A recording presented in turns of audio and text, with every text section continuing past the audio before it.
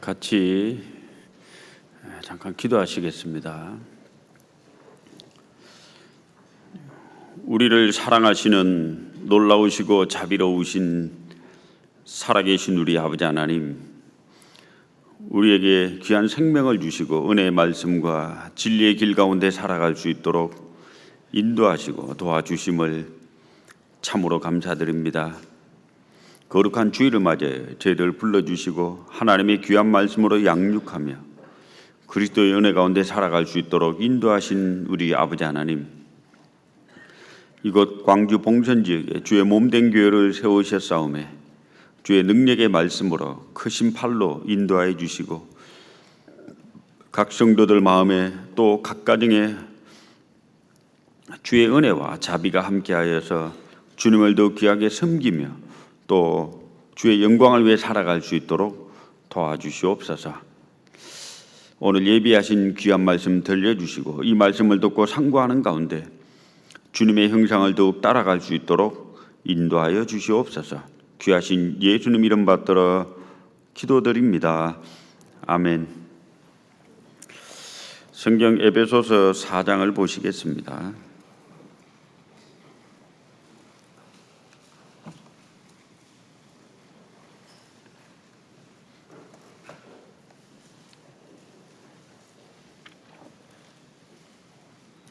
(4장) 25절부터 32절까지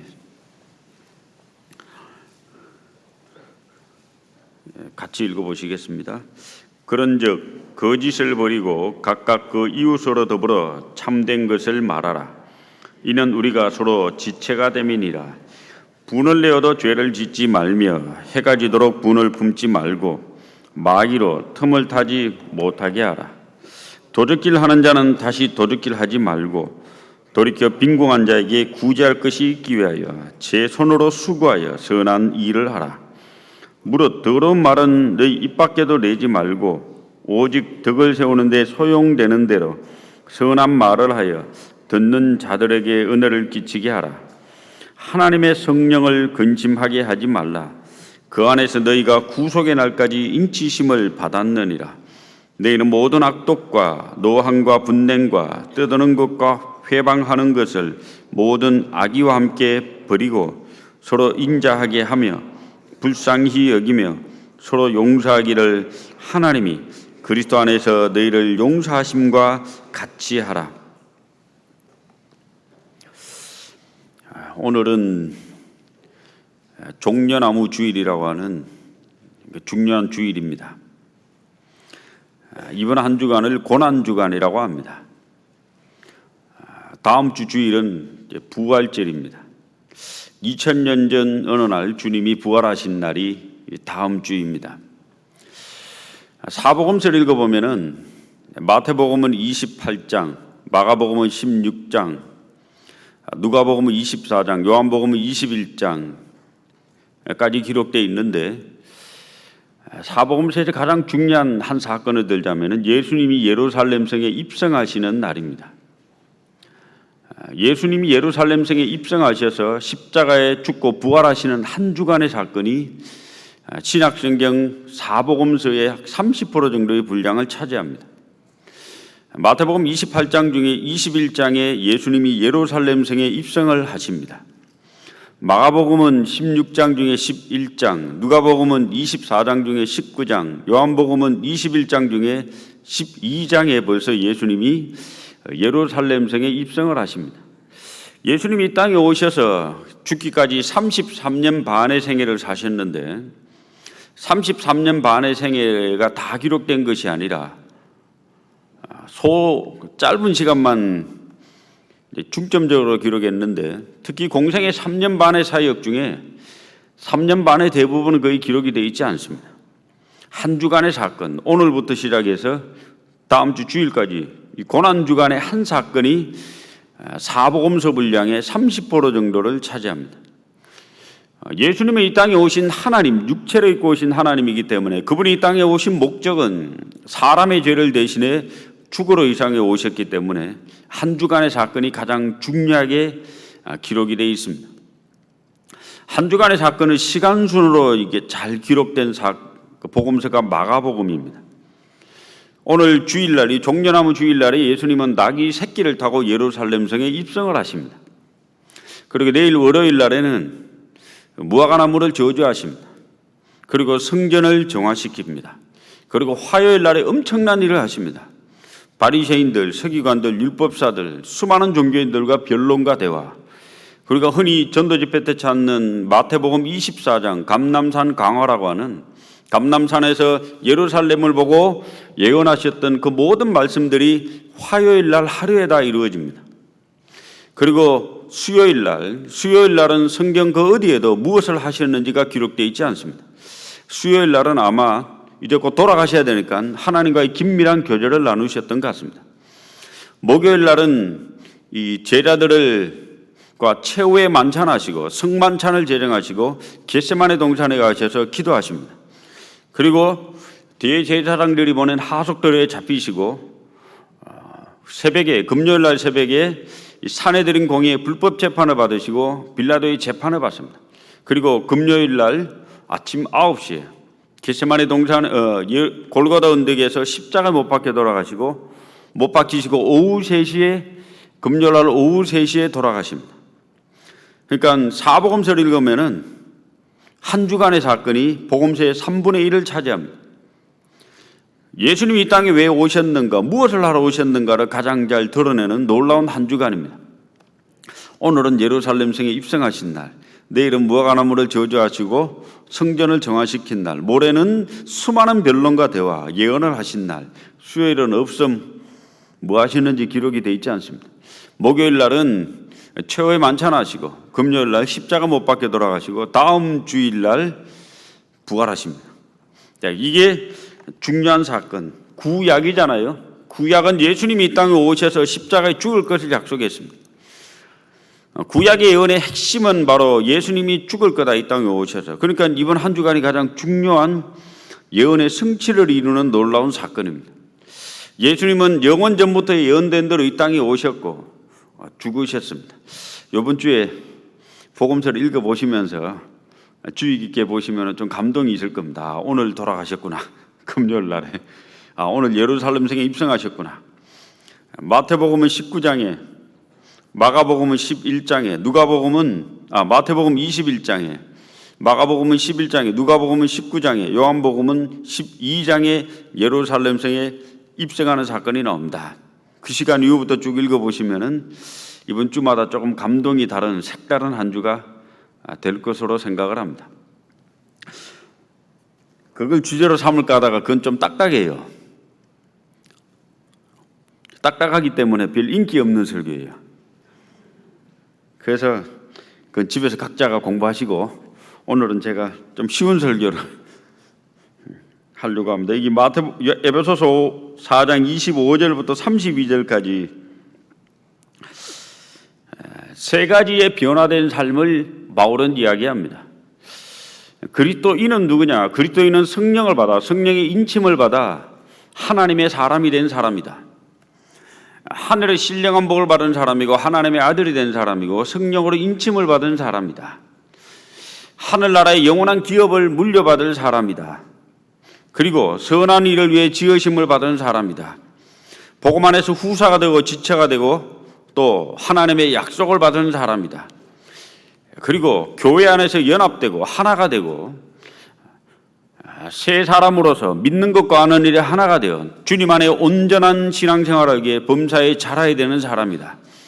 그리스도인이 누구인가를 에베소서는 잘 설명하고 또 교회 안에서의 삶을 설명하는데 5장 25절부터 32절까지는 생활의 변화, 신분의 변화라든지 상태의 변화가 아니라 생활이 어떻게 변화해야 될 것인지를 세 가지를 얘기합니다.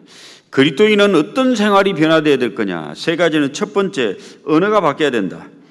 25절, 그런즉 거짓을 버리고, 그리스도인은 거짓말하면 안 되고 거짓을 버리고 각각 그 이웃으로 더불어 참된 것을 말하라. 언어의 변화를 반드시 가져와야 될 것을 이야기합니다. 이것이 인위적으로 의도적으로 바뀌어지는 것이 아니라 성령이 들어와 있는 사람이기 때문에 언어가 바뀌어질 것을, 또 그렇게 돼야 될 것을 명령합니다. 거짓말하지 말 것. 그리고 29절, 무릇 더러운 말은 내 입 밖에도 내지 말고 오직 덕을 세우는 데 소용되는 대로 선한 말을 하여. 더러운 말 하지 말고 선한 말 할 것을, 거짓말 하지 말고 참말 할 것을 얘기합니다. 언어의 변화. 그리고 그리스도인은 이 생활이 변화될 것을 얘기합니다. 28절. 도적질하는 자는 다시 도적질하지 말고 돌이켜 빈궁한 자에게 구제할 것이 있게 하여 제 손으로 수고하여 선한 일을 하라. 도적질하지 말고, 도적질 안 하면 뭐 해야 돼요? 도와줘야 되잖아요. 구제를 해야 됩니다. 게으르지 말고 부지런한 삶을 살 것은. 그렇게 그리스도인의 언어의 특징은 진실된 말을 하고 선한 말을 하는 사람이고, 그리스도의 행동의 특징은 부지런한 사람이고 남을 도와주는 사람이고, 그리고 또 하나 인격의 변화를 얘기합니다. 31절. 너희는 모든 악독과 노함과 분냉과 떠드는 것과 회방하는 것을 모든 악의와 함께 버리고. 인격이 변화되어야 되는데 그리스도인은 악독과 노함, 분냉과 떠드는 회방을 버리고, 그럼 어떻게 인격이 바뀌냐? 32절. 서로 인자하게 하며 불쌍히 여기며 서로 용서하기를 하나님이 그리스도 안에서 너희를 용서하심과 같이 하라. 자, 인자한 사람, 남을 불쌍히 여긴 사람, 남에게 관용과 용서를 베푸는 사람이 될 것을 이 세 가지를 얘기합니다. 언어가 변화되어야 된다, 그리스도인은. 그리고 행동이 바뀌어야 된다, 성실한 사람으로. 남을 도와주는 구제하는 사람으로 바뀌어야 된다. 또 하나는 인격이 바뀌어야 된다. 노하고 분내고 떠들고 이런 사람이 아니라 인자하고 불쌍히 여기고 남을 용서하는 사람이 되어야 될 것을 얘기합니다. 야고보서 2장 26절에 영혼 없는 몸이 죽은 것 같이 행함이 없는 믿음은 죽은 것이라. 우리가 이 사람이 진실로 하나님의 사람이 된 사람인지, 성령이 그 속에 들어와 있는 사람인지 말만 들어서 확신할 수가 없습니다. 그 사람의 변화된 행동을 지켜보고, 아, 저 사람은 참으로 거듭난 사람이구나라는 것을 확신을 가지게 됩니다. 디도서 1장 16절에 보면 저희가 하나님을 시인하나 행위로는 부인하니, 하나님을 입으로는 시인하는데 행동으로는 부정해요. 그래서 디도서를 기록한 사도 바울은 이렇게 얘기합니다. 이 사람은 가증한 자요, 복종치 아니하는 자요, 모든 선한 일을 버리는 자니라. 가증한 사람이다, 복종치 아니하는 사람이다, 데려가는 사람이니까 그건 못 받은 사람이란 말입니다. 자, 거듭난 사람은 말이 아니라 행동으로서 자신의 진실성 여부, 자신의 믿음의 확실성 여부, 하나님의 사람이 된 여부를 반드시 여부를 드러내게 되어 있습니다. 성령이 들어와 있으니까. 그 로마서 8장에 무릇 하나님의 영으로 인도함을 받는 그들은, 인도함을 받는다 했습니다. 하나님의 아들이라. 누구든지 그리스도의 영이 없으면 그리스도의 사람이 아니라 했습니다. 요한일서 2장에 보면은 그의 계명을 지키지 아니하는 자는 거짓말하는 자요, 진리가 그 속에 있지 아니하되. 요한일서 2장 3절에 보면, 2장 3절부터 쭉 읽어보면요, 그의 계명을 지키지 아니하는 자는 진리가 그 속에 있지 아니해야 돼요. 생명이 들어온 사람은, 영원한 생명이 들어온 사람은 영원한 생명에 관한 걸 사모하고 생명에 관한 언어와 행동이 바뀌어질 것을 얘기합니다. 그래서 변화는 언어에서부터 시작이 되고, 변화는 행동에 바뀌고, 변화는 인격으로 나아갑니다. 결국 그의 인격과 성품, 그의 기질과 속성이 변화된 사람이 됩니다. 성령의 열매는 사랑과 희락과 화평과 오래 참음과 자비와 양성과 충성과 온유와 절제니 이 같은 것을 금지할 법이 없느니라. 그걸 억지로 인위적으로 되는 것이 아니라 말씀을 연구하고 몸된 교회 가운데 신앙생활을 하다 보면 그 변화가 되는 거예요. 베드로서 1장 4절에 보면 신의 성품에 참여하는 자가 되게 하려 하심이라. 믿음의 덕을, 덕의 지식을, 지식의 절제를, 절제의 인내를, 인내의 경건을, 경건의 형제우애를, 형제우애의 사랑을 공급하라 했는데, 믿음이 시작된 사람은 쭉 자라서 나중에 사랑까지로 신앙이 성숙되게 나아간다고 성경은 기록을 하고 있습니다. 그래서 구원받은 사람의 속성 중에 하나가 인자하고 불쌍히 여기는 속성이 있습니다. 궁극적으로 그까지 나아가도록 성령은 우리를 인도해 가십니다. 그래서 우리의 신앙이 자람의 좌표를 성경은 뚜렷이 얘기합니다. 에베소서 4장 15절에 보면 범사에 그에게까지 자랄지라. 주님에게까지 닮아가는 그리스도의 형상이 우리 속에 이르기까지 우리의 신앙이 성숙되어야 될 것을 성경은 이야기를 합니다. 그중에 제일 쉬운 것은 언어부터 4장 25절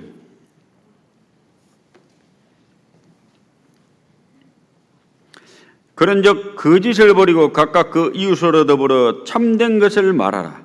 거짓을 영어로 lying, 거짓말이라고 나옵니다. 영어로는 거짓 행동이 아니라 거짓말을 버리고, 우리말로 정확히 번역하자면 거짓말을 버리고 진실된 말을 하라.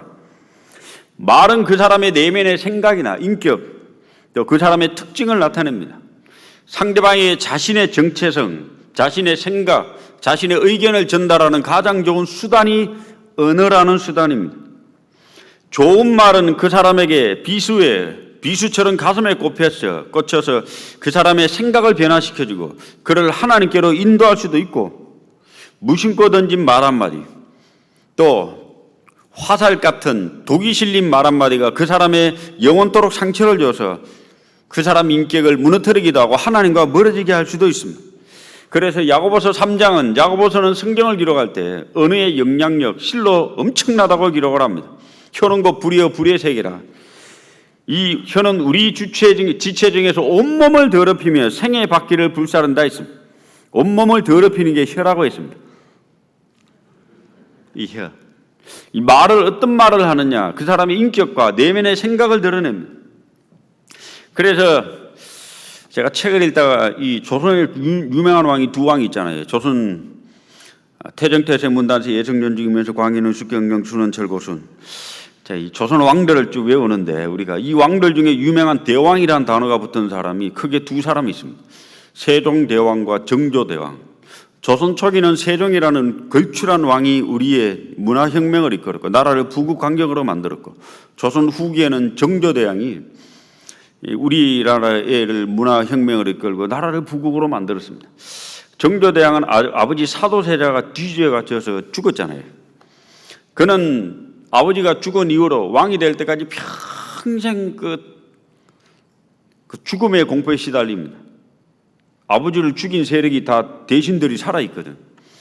그 정조대왕의 전기를 쭉 읽어보니까 정조대왕이 말을 진짜 조심했더라고요. 그 앞에다가 뭐라고 붙여놨는가 보니까 일을 완벽하게 하기를 요구하지 말며 말은 다 하려고 하지 마라. 그가 속에 있는 말을 다 했다면 진즉이 죽었을 겁니다. 근데 그는 그 말을 다 안 했다고 합니다. 그래서 살아남았다고 쭉 전기를 읽어보니까 기록되어 있더라고요. 우리말에도 말을 아끼는 자는, 잠언에도 잠언 21장에 보면 말을 아끼는 자는 지식이 있고, 자, 이 말이라는 것은 이게 참 중요한 거거든요. 입과 혀를 지키는 자는 그 영혼을 환난에서 보존한다 했습니다. 이 말이 참 중요합니다. 그래서 성경에서 언어를 얘기할 때 언어는 인격의 표현이라고 정확히 기록을 하고 있습니다. 마태복음 12장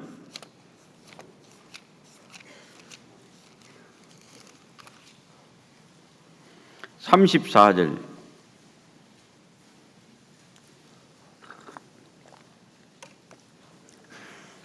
독사의 자식들아, 너희는 악하니 어떻게 선한 말을 할 수 있느냐?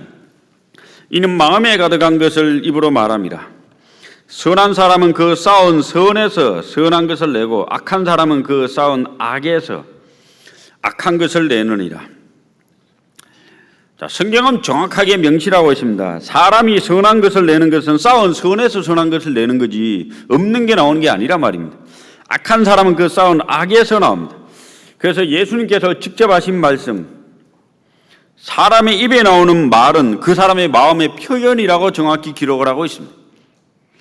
그렇게 사람이 말이 바뀌기 전에 인격이 바뀌고 사람 됨됨이가 바뀌어야 돼요. 그 말에 어떤 말을 하느냐가 그 사람의 인격과 그 사람의 됨됨이를 결정합니다. 그러니까 사람의 됨됨이, 인격이 가슴에 인격이 먼저고 말은 나중으로 나온다고 기록을 합니다. 그리스도인들은 좋은 말을 하려고 노력을 해야 됩니다. 선한 말을 하려고 노력을 해야 됩니다. 왜냐하면 우리는 생명을 자랑하는 사람이니까, 생명을 건지기 원하는 사람이니까, 다른 사람에게 하나님의 말을 전해주고 싶으니까. 표독한 말, 남을 깎아내리는 말, 그리고 인격을 회방하는 말은 하나님과의 인격과는 안 맞잖아요. 하나님은 한 사람의 인격을 세우고 그 사람의 가정을 세우고, 하나님이 개입이 되는 모든 것은 국가도 세워지고 가정도 세워지고 나라도 세워지고 사회도 세워지는 것이 하나님의 목적입니다. 사람의 생각을 건전하게 만들고 말도 건전하게 만들고 인격도 건전하게 만드는 것이 하나님과 연결된 사람의 특징입니다.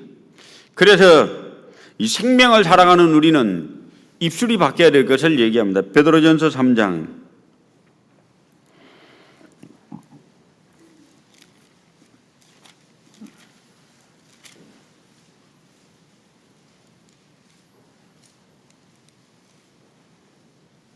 10절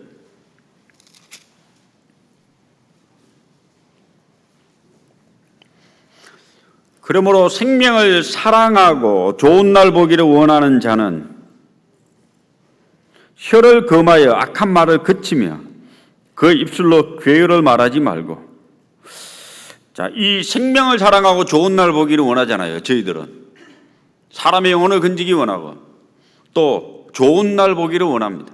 자, 우리는 혀를 금하여 악한 말을 그치고, 그래서 우리가 구해야 될 말이 있습니다. 우리는 아름다운 말을 구해야 됩니다. 스스로의 노력과 수고 또 은혜의 변화를 요구합니다. 전도서 12장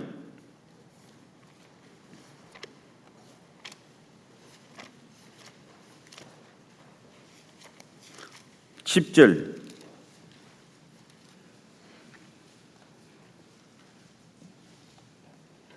여기 같이 읽어보겠습니다. 전도자가 힘써 아름다운 말을 구하였나니 기록한 것은 정직하여 진리의 말씀이니라.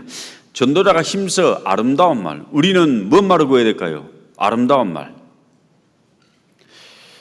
지혜의 말, 생명을 건지는 말, 사람의 영혼을 구원받게 하는 말, 그리고 바른 말, 정직한 말. 자, 이런 모든 것이 아름다운 말이라 할 수 있습니다. 좋은 언어는 몇 가지 특징이 있습니다. 첫째는 깊이 생각하고 하는 말이 좋은 언어입니다. 깊은 묵상과 내면의 생각에서 하는 말이 좋은 언어. 그래서 우리의 언어도 필객의 붓과 같은 언어가 있습니다. 시편 45편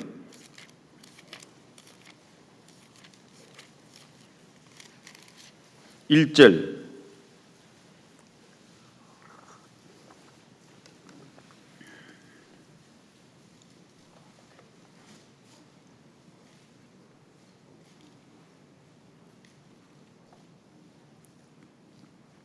여기 같이 읽어보겠습니다. 내 마음에서 좋은 말이 넘쳐 왕에 대하여 지은 것을 말하리니 내 혀는 필객의 붓과 같도다. 제가 이거 보고 깜짝 놀랐습니다. 만약에 나의 언어가 필객의 붓, 필객이란 말은 준비된 작가의 언어는 명필이거든요. 유명한 시인이 쓴 글을 보면은 가슴을 울립니다. 똑같은 태양을 봐도 그가 표현하고 있는 단어는 상당히 사람의 가슴을 울립니다. 셰익스피어가 쓴 글, 영국 최고의 글이라고 하는데 그런 글과 우리가 보통 사람이 건 글은 좀 다를 거 아닙니까? 우리의 말의 입의 말이 작가의 혀와 작가의 붓과 같다면은 말 자체가 그냥 책이 되는 거예요. 우리가 어떤 목사님 설교를 타이핑하면 그 자체로 그냥 책이 돼도 돼요. 고칠 게 없어요. 앞뒤 문맥, 이 정확한 3단 논법에 의해서 언어 자체가 또 문장 자체가 아주 완벽한, 그리고 사람의 심금을 울리는 그 필객의 붓과 같은 언어잖아요. 셰피드라는 사람이 너희의 입술에 3가지 황금의 문을 지나게 하라. 말하기 전에 이 3가지 황금의 문을 지나고 그리고 말해라고 했습니다. 첫 번째 황금의 문은 정말 필요한 말인가? 두 번째 황금의 문은 진실된 말인가? 세 번째 황금의 문은 친절한 말인가? 우리가 말하기 전에, 너가 말하기 전에 이 3가지 황금의 문이 확실히 지났다고 생각이 되거든. 그제서야 확실하고 또 담대히 말을 하라. 제가 그거를 읽고 필요한 말인가? 정직한 말인가? 이 친절한 말인가? 제가 하나 더 붙였습니다. 제 개인적 생각으로는 덕이 되는 말인가? 이 자리에서 그 제가 외웠어요. 필정유덕, 필요한 말인가? 정직한 말인가? 유익한 말인가? 덕이 되는 말인가?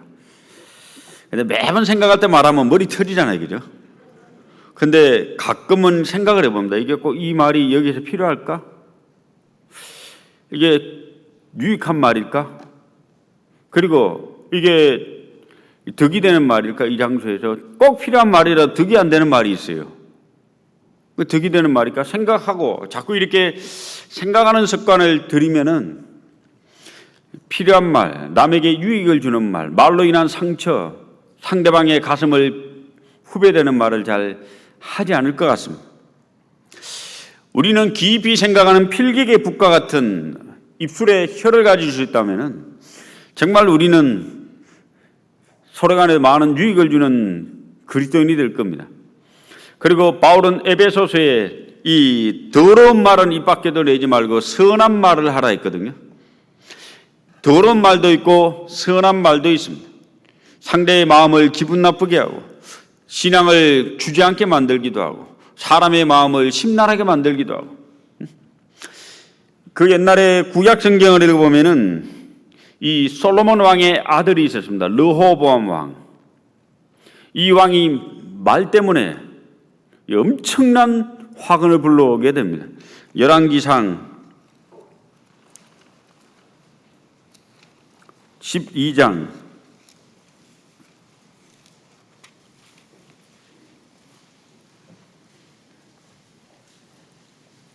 6절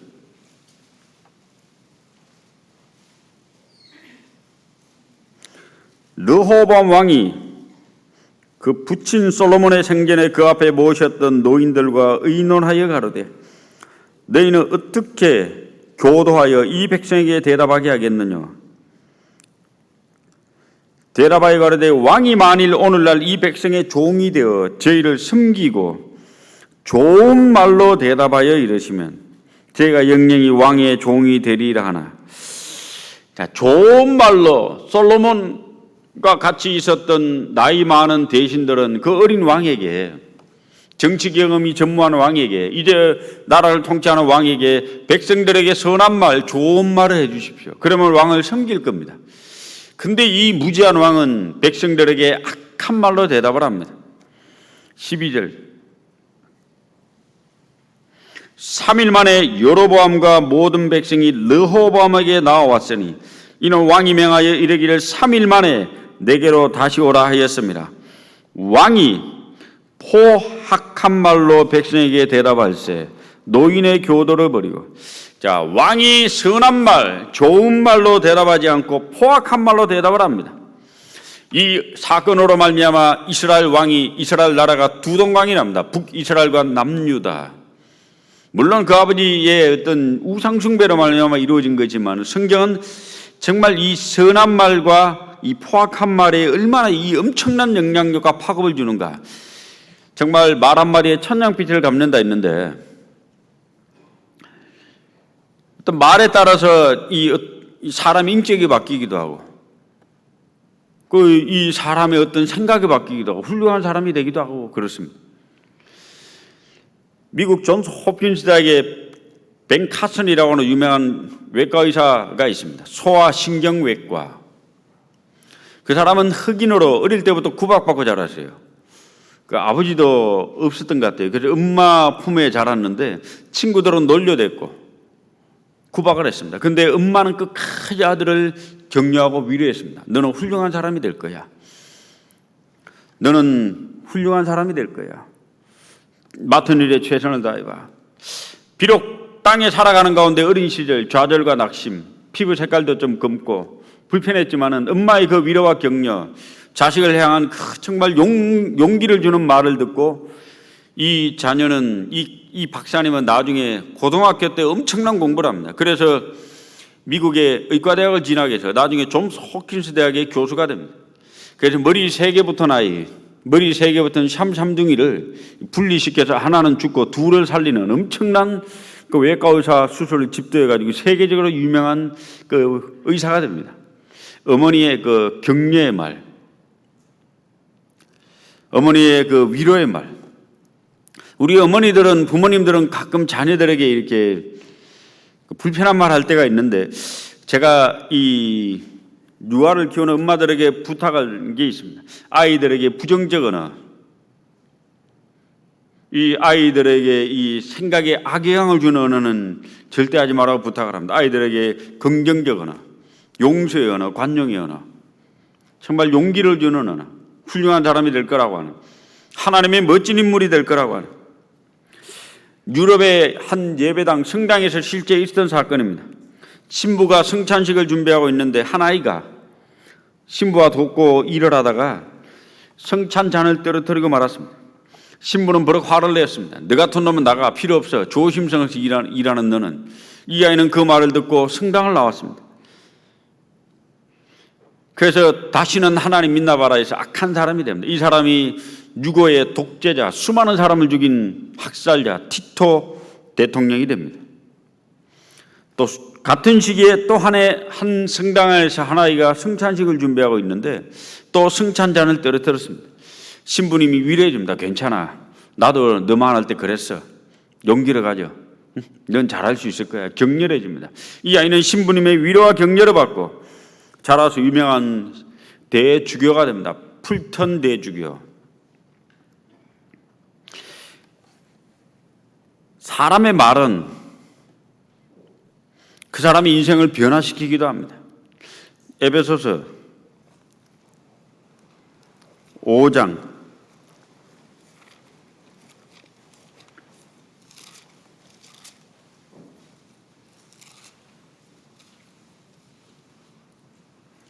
4절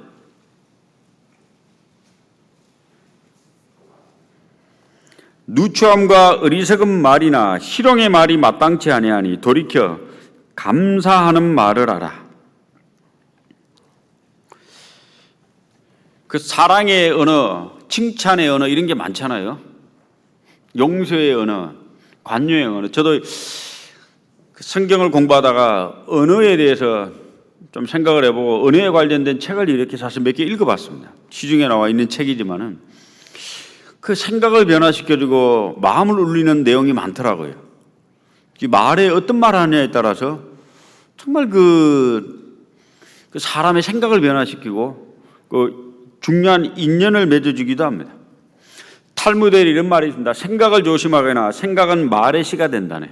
말을 조심하거나 말은 행동으로 이어진다네. 행동을 조심하거나 행동은 습관이 된다네. 습관을 조심하거나 습관은 품성이 된다네. 품성을 조심하거나 품성은 운명이 된다네. 결국 생각과 말이 운명으로까지 나아가는, 성경은 우리에게 감사하는 말을 하라 했습니다. 또 하나 좋은 말은 용기를 주고 격려하는 말입니다. 바울은 신약 성경을 기록하면서 이 데살로니가전서 4장에 주의 재림, 주님이 재림하신다는 사건을 기록하면서 이 여러 말로 서로 위로하라. 위로자, 우리에게 위로자가 될 것을, 격려하는 사람이 될 것을, 용기를 줄 사람이 될 것을 명령합니다. 저는 구약 성경을 읽으면서 가장 그 중요한 친구 두 사람을 봤습니다. 다윗과 요나단. 다윗은 아버지 사울 왕의 아들, 다음에 나라를 통치할 왕이 될 사람인데, 이 다윗 사위였는데, 아버지 사울 왕의 사위였는데 아버지의 정적이 됐습니다. 아버지 사울 왕은 다윗을 죽이려고 계속 쫓아다닙니다. 이 다윗은 정말 자기 주변에 있는 모든 사람들을 다 잃게 됩니다. 가족도 잃고 다 잃게 됩니다. 너무너무 외로운 인생을 사는 것이 사무엘상 쭉 읽어보면 나옵니다. 근데 그 다윗이 요나단을 만나요. 요나단을 만나서 요나단의 한 말이 참 무슨 말했는지 모르지만은 결과가 참 가슴을 울립니다. 사무엘상 23장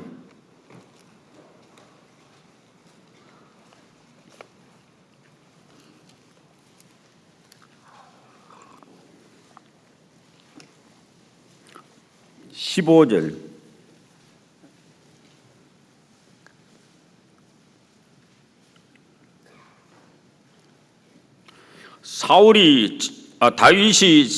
사무엘상 23장 15절 다윗이 사울의 자기 생명을 찾으려고 나온 것을 보았으므로 그가 황무지 숲풀에 있었더니 16절 같이 읽어보겠습니다. 사울의 아들 요나단이 일어나 숲풀에 들어가서 다윗에게 이르러 그로 하나님을 힘있게 의지하게 하였는데, 제가 여기서 하나 발견한 게 있습니다. 교제의 목적, 우리 만남의 목적, 그리스도인의 사귐의 목적을 하나 발견했습니다. 우리가 구역 모임을 하고 조 모임을 하고 청년의 모임을 하고 또 야외 교회도 가고 많은 성도들과의 만남과 사귐을 합니다. 결과물이 뭐냐 이거죠. 결과물.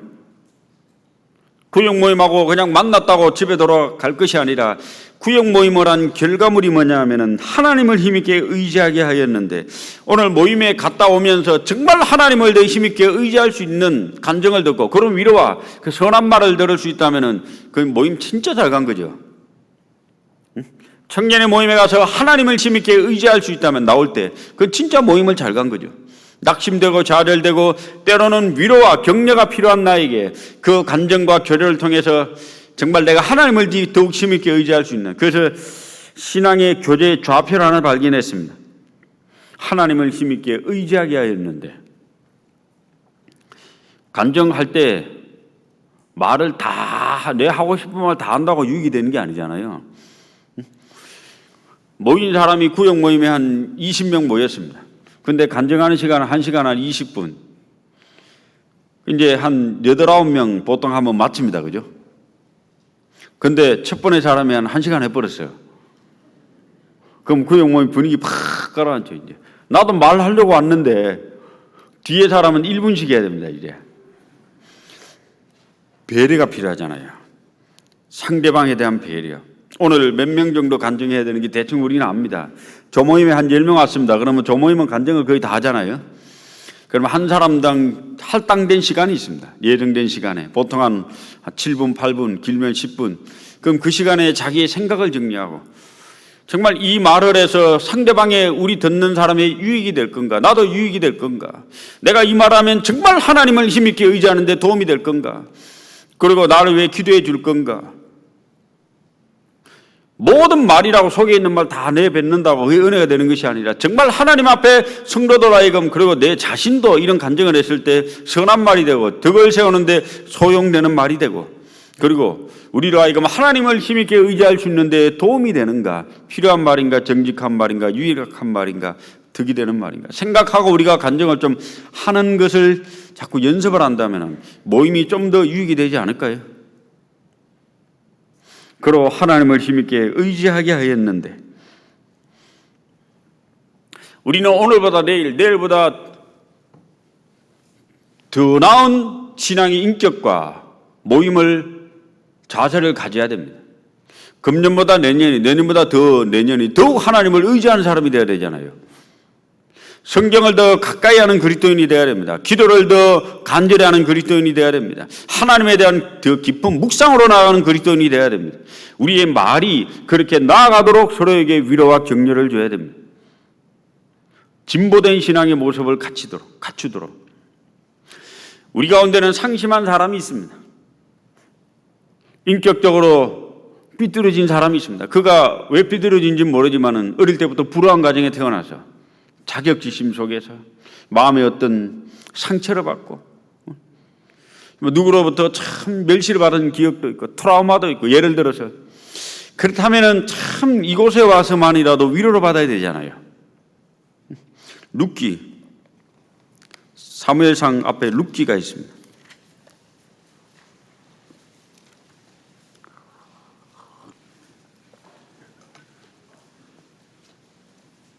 룻기 2장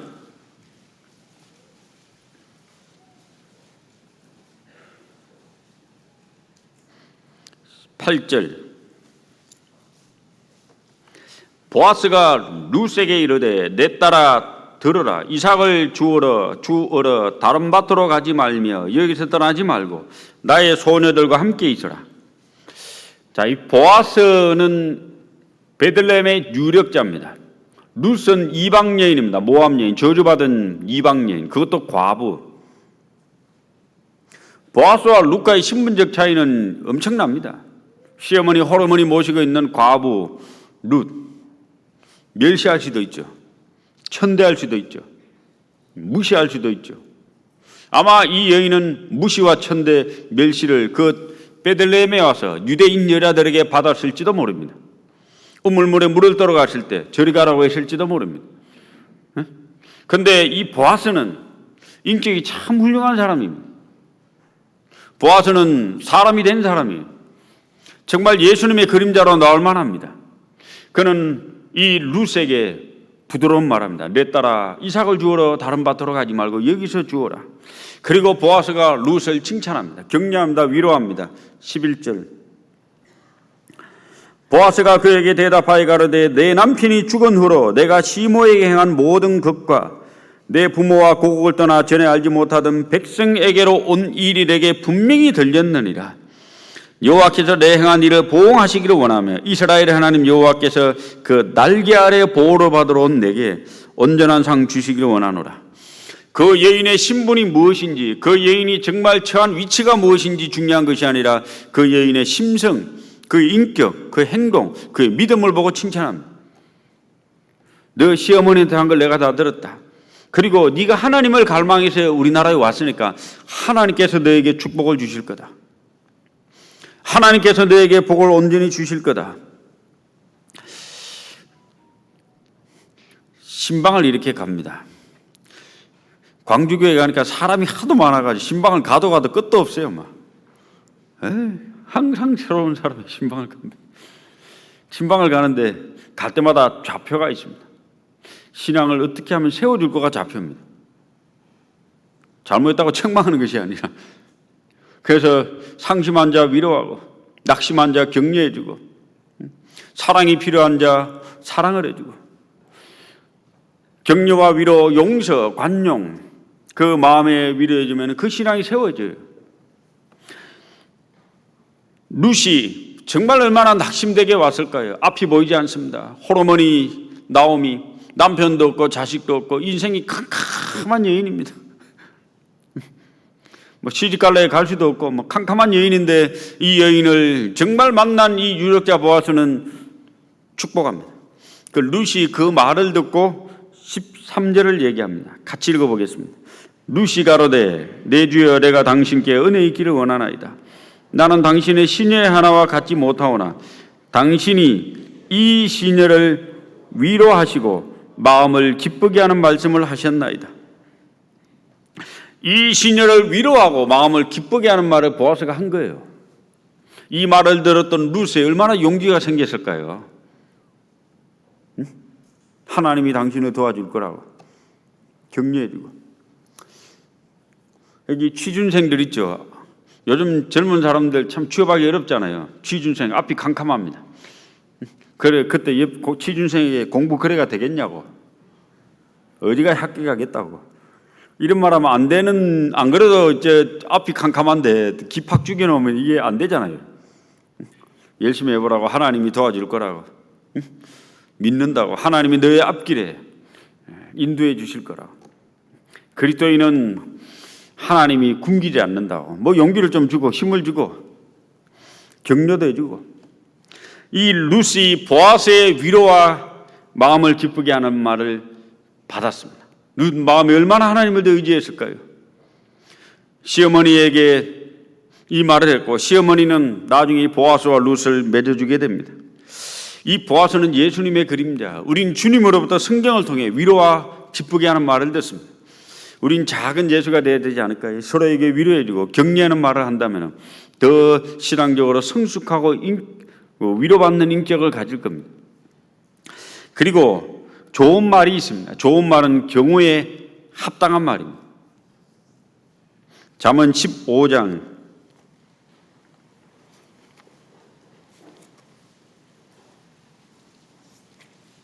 23절.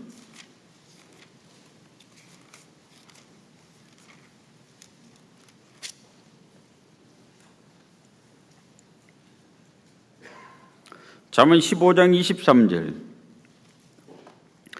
사람은 그 입의 대답으로 말미암아 기쁨을 얻나니 때에 맞는 말이 얼마나 아름다운 거. 때에 맞는 말. 잠언 25장 11절에 보면 경우에 합당한 말은 아로새긴 은쟁반의 금사가니라. 이 말 한마디 무게가 가볍지 않습니다. 우리가 무심코 던진 말이 참 무거운 말이에요. 골로새서 4장에 보면 너희 말을 항상 은혜 가운데 소금으로 고르게 함 같이 하라.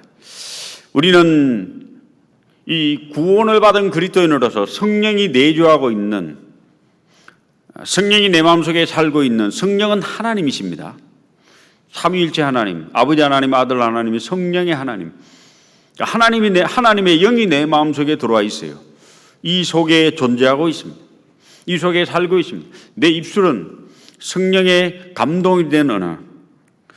그래서 이런 말을 할 수 있다면, 때에 맞는 말을 할 수 있다면 우리의 교회와 교제, 우리의 신앙은 더욱 진보하고 성장할 겁니다.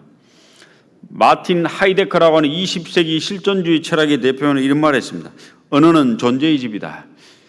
언어의 주택 속에 인간이 산다. 언어의 주택 속에 인간이 산다.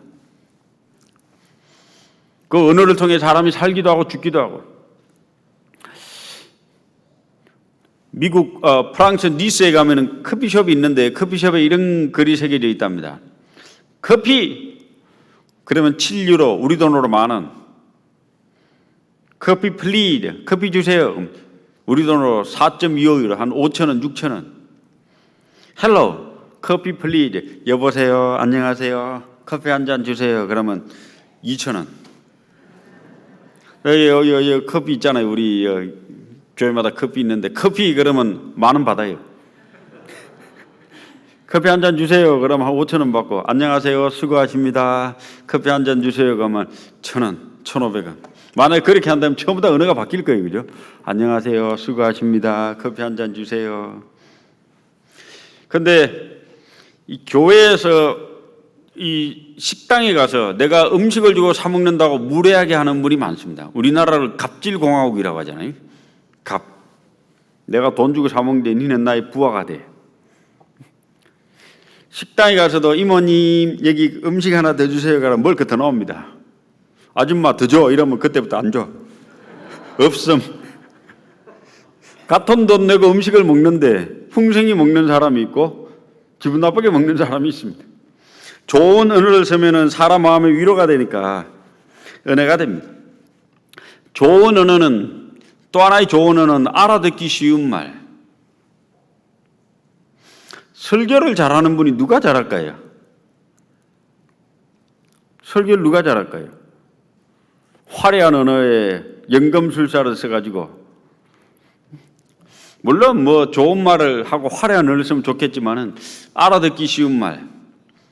그래서 저는 생각을 합니다. 설교를 잘하고 못하고 평가를 내리긴 좀 어렵지만은 설교의 목적이 뚜렷합니다. 설교는 목적이. 왜 이 교회 강단에 서서 목사가 하는 가르침을 설교를 할까요? 대학 강단에 교수가 하는 가르침을 강의라고 합니다. 초등학교, 중학교 교사가 가르치는 가르침을 그냥 가르침이라고 하고, 또 강의라고 하면 좀 그냥 가르침이라고 하잖아요. 선생님이 가르치고 학생이 배운다고 하잖아요. 대학 교수의 가르침을 강의라고 합니다. 영어로 lectual. 그런데 왜 교회 강단에 서서 목사가 하는 가르침을 강의라고 하지 않고 설문, 설교라고 할까요? 이거 영어 다르고 우리말도 달라요. 설교. 대학교의 강의, 교수가 하는 가르침의 목적은 지식 전달이 목적이거든요. 지식의 전달. 1+2는 2다. 지식 전달이 목적이고, 목사가 강단에 서서 하는 가르침은 지식 전달이 목적이 아니라 삶의 변화가 목적이거든요. 생활이 바뀌어야 돼요. 아무리 좋은 말해도 1년 동안 이 강단에서 53번의 설교를 했는데 성도의 삶이 변화가 안 돼. 그 설교를 잘못한 거죠. 어설픈 언어로, 쉬운 언어로, 단순한 언어로 설교했는데 성도의 삶이 바뀌어. 변화돼요. 바뀝니다. 하나님을 닮아갑니다. 그리스도를 닮아갑니다. 설교를 제일 잘하는 분입니다. 저는 그렇게 생각합니다. 설교의 주 목적은 삶의 변화가 주 목적이니까 이 성도의 삶을 어쨌든 간에 하나님 앞으로 변화시킨 사람, 그가 설교를 제일 잘하는 사람입니다. 어려운 말 하면 말길 못 알아먹으니까 변화가 안 될 거 아니에요. 쉬운 말, 알아듣기 쉬운 말, 그 말로 정말 비수에 꼽히는 말을 했을 때 성도의 삶은 간단하지만은 변화가 이루어집니다. 성경은 우리의 삶을 변화시키고 그리스도를 닮아가는 사람으로 만들도록 기록의 목적이 뚜렷합니다. 그리고 우리의 말에 또 하나의 좋은 말이 있습니다. 그것은 바로 정직한 언어. 시편 15편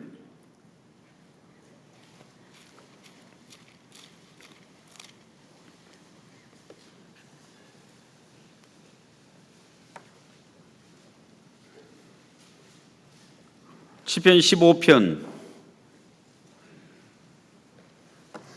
1절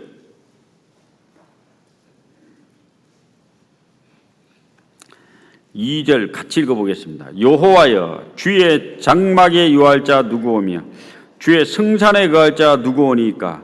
정직하게 행하며 공의를 일삼으며 그 마음에 진실을 말하며. 주의 장막에 유할 자 누구오니까? 주의 성산에 거할 자 누구오니까? 정직하게 행하며 그리고 그 마음에 진실을 말하며.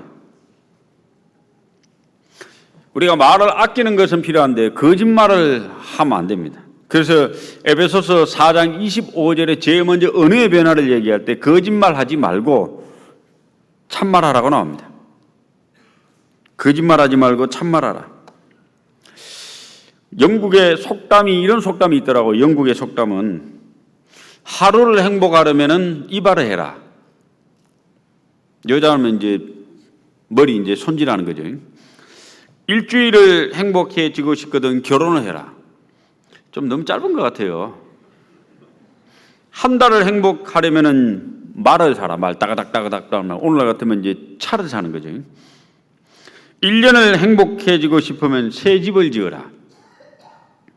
평생을 행복하고 싶으면은 정직해라. 영국 속담입니다.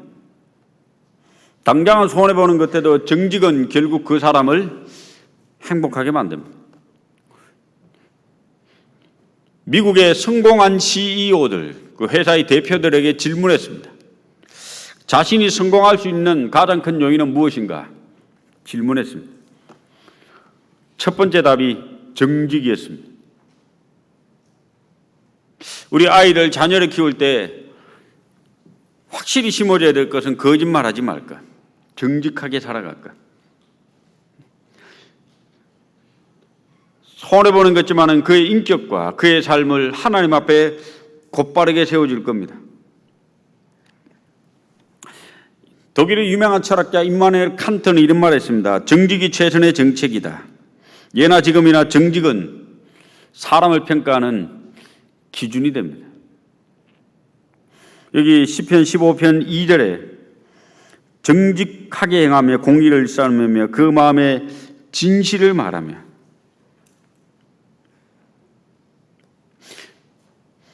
제가 유대인을 공부하다가 유대인의 특징이 있습니다. 유대인은 많은 특징 중에 하나가, 특별한 특징이 언약의 백성입니다.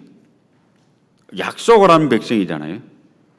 하나님과의 약속, 말로 한 약속을 한 백성입니다. 그래서 유대인은 약속이 얼마나 중요한지를 이 하나님과의 관계 속에서 어릴 때부터 체득하고 산답니다.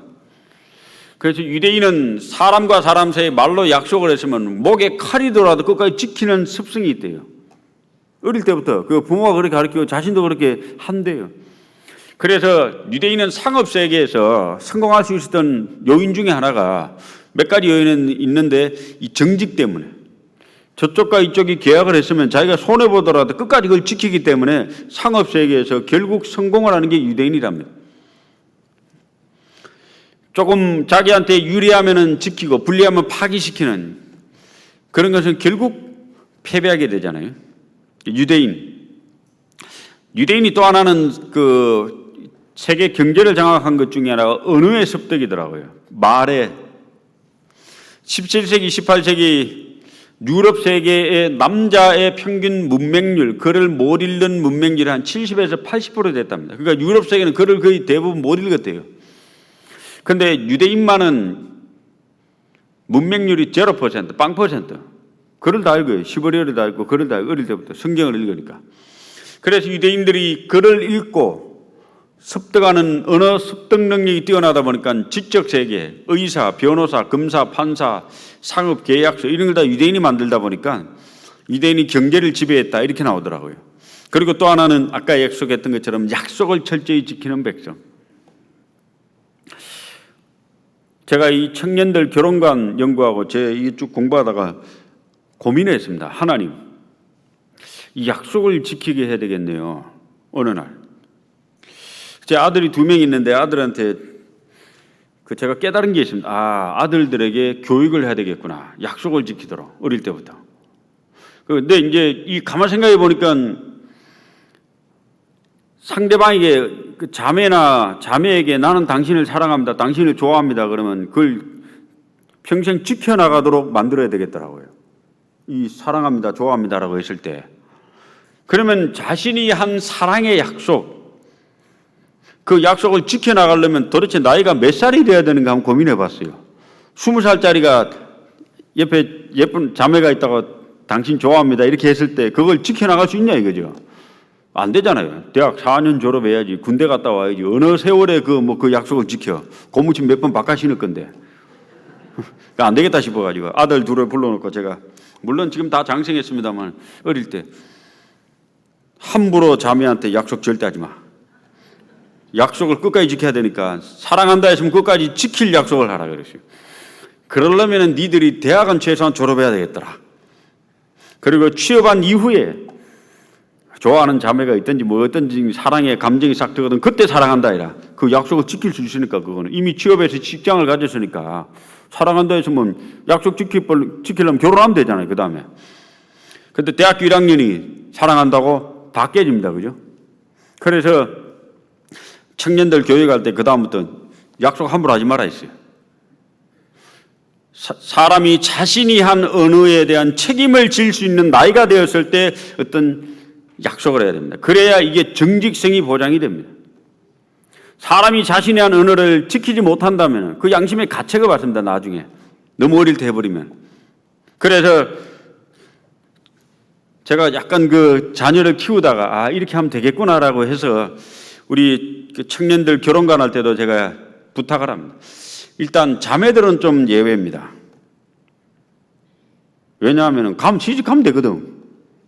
근데 형제들은 벌어먹어 살려야 되잖아요. 자기가 직업이 있기 이전에는 그 어떤 약속이, 상대방에 대한 사랑의 약속이 지키기가 좀 어려운 부분이 있습니다. 그래서 자신이 직업을 갖고 자신이 한 말의 언약을 지킬 수 있는 정직성이 보장될 때 사랑에 대한 약속, 고백이 해야 된다고 생각을 합니다. 여기 그 마음의 진실을 말하며 우리는 진실을 말할 필요가 있습니다. 다시 에베소서 4장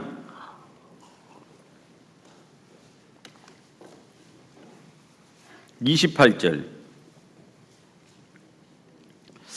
도적질 하는 자는 다시 도적질하지 말고 제 손으로 빈궁한 자에게 돌이켜 빈궁한 자에게 구제할 것이 귀하여 제 손으로 수고하여 선한 일을 하라. 행동의 변화는, 언어의 변화와 함께 행동의 변화는 성실한 생활할 것을 얘기합니다. 게으르지 말고 선한 일을 할 것을, 그리고 또 하나는 빌어먹지 말고 열심히 돈을 벌어서 남을 도와주는 구제의 삶을 살 것을, 부지런하여 게으르지 말고 열심을 품고 주를 섬기라. 성경적 올바른 가치관과 사고를 가지면 다 부지런해집니다. 반드시 부지런해집니다. 사복음서를 읽어보면 마태복음은 예수님을 유대의 왕으로 묘사합니다. 사자 같은 담대함, 불의와 타협하지 않고 담대히 외치는 사자와 같은 왕의 어떤 모습이 나타납니다. 왕은 설교로 말이잖아요. 그 마태복음은 설교가 많아요. 마태복음 5장에 당장 설교가 나옵니다. 심령이 가난한 자는 복이 있나니. 마태복음엔 5번의 설교가 있습니다. 쫙. 마태복음 24장의 산상수훈, 마태복음 18장의 겸손에 관한 교훈, 마태복음 13장의 씨 뿌린 자의 비유, 마태복음 10장의 제자들에게 그 제자의 도의 교훈. 그 마태복음엔 설교가 많아요. 설교가 많은가 동시에 왕이니까 자신의 백성을 사랑하고 병을 고치는 여러 가지 일을 행한 것도 많이 나옵니다. 2가지가 다 나옵니다. 마가복음에 보면은 종의 예수님이 나오는데 마가복음에는 설교 없습니다. 종이 무슨 설교합니까? 비유도 없고 오로지 일만 한 모습이 나옵니다. 그래서 곧 즉시로, 영어로 immediately라는 게 42번 나옵니다. 곧 즉시로, 곧 즉시로. 게으를 수가 없어요. 항상 부지런히 일을 해요. 누가복음의 예수님은 완벽한 인간을 묘사합니다. 그래서 거기에는 긍휼히 여기는 모습, 사람을 사랑하는 모습, 자비로운 모습. 그래서 누가복음에는 불쌍한 여인들이 굉장히 많이 나옵니다. 나인성 과부가 나오고 누가복음 18장 읽어보면 19장 읽어보면 그 불의한 재판관의 과부 비유도 나오고 이게 누가복음엔 여인의 모습이 많이 나옵니다. 왜? 주님은 그 가난한 여인들을 불쌍히 여기고 사랑하거든요. 제가 세계를 선교를 하다가 느낀 게 있습니다. 선진국의 의미는 이 여인들의 인권이 높은 나라가 선진국이더라고요. 약자. 그래서 여인을 불쌍히 여기고 여인을 돌볼 줄 알고 여자에 대한 어떤 인권이 높은 나라가 다 부자 나라예요. 여자 인권이 저 땅바닥에 있는 나라들이 이 후진국이더라고요. 그래서 그 누가복음에 예수님이 생각이 났습니다. 여인들을 사랑하고 불쌍히 여기고 그 사람에 대한 따뜻한 긍휼과 사랑이 있는 게 누가복음의 모습. 요한복음에 예수님은 신이잖아요. 요한복음은 1장 1절부터 마지막 절까지 예수님이 하나님으로 묘사되고 있습니다. 우리가 구원을 받으면은 요한복음을 통해 구원을 받습니다. 신을 만나야 구원을 받잖아요. 왕이 우리를 구원할 겁니까? 종이 구원할 겁니까? 사람이 우리를 구원할 겁니까? 마태, 마가, 누가를 통해 구원받기는 어렵습니다. 하나님을 만나야 하나님이 우리를 구원하는 거지 사람이 우리를 어떻게 구원해요? 그래서 하나님이신 예수님이 요한복음을 통해 우리는 만나니까 요한복음을 통해 많은 사람이 구원을 받습니다. 그래서 우리의 믿음의 핵심은 우리가 복음을 믿는다 할 때 복음의 핵심은 세 가지입니다. 첫째, 믿음의 대상은 예수님. 예수님이 하나님이기 때문에 믿잖아요. 우리의 2000년 전에 십자가에 돌아가신 예수님이 하나님이십니다. 그걸 우리는 믿습니다. 그리고 또 하나는 예수님이 하신 일을 믿습니다. 십자가에 못 박혀 돌아가시고 부활하신 것. 그리고 그 하신 일로 이루신 역사를 믿습니다. 영원한 속죄. 그래서 우리의 복음을 믿는다고 할 때 하나님이신 예수님이 육체로 이 땅에 오셔서 십자가에 죽고 부활하셨고 그거로 말미암아 우리 죄가 영원히 용서됐다는 걸 우리가 믿으니까 그 핵심 내용이 잘 정리된 것이 요한복음입니다. 하나님인 예수님 이 땅에 와서 죽었다. 요한복음에서 구원을 받으면 누가복음에 가면은 인격을 갖춥니다. 어떤 인격? 자비롭고 긍휼적이고 사랑을 하고 그리스도를 닮은 자비로운 인격체를 가집니다. 그리고 단계를 넘어서 마가복음으로 가면은 복음서를 거꾸로 들어가면 마가복음에 가면은 부지런한 예수님, 쉴 사이 없이 일하는 예수님. 그래서 우리가 그리스도의 인격을 닮아가는 그리스도인이 된다는 말은 엄청난 부지런함을 동반한 사람이 된단 말입니다.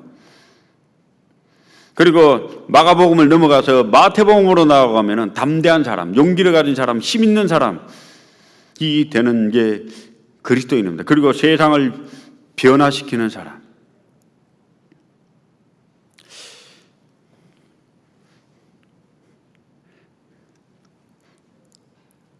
우리 아이들의 제가 광주에서 어머니 애들을 영유아부 모임을 할 때 아이들의 신앙의 그 인생의 좌표를 좀 삼아달라 했습니다. 첫째, 아이들이 구원받게 할 것.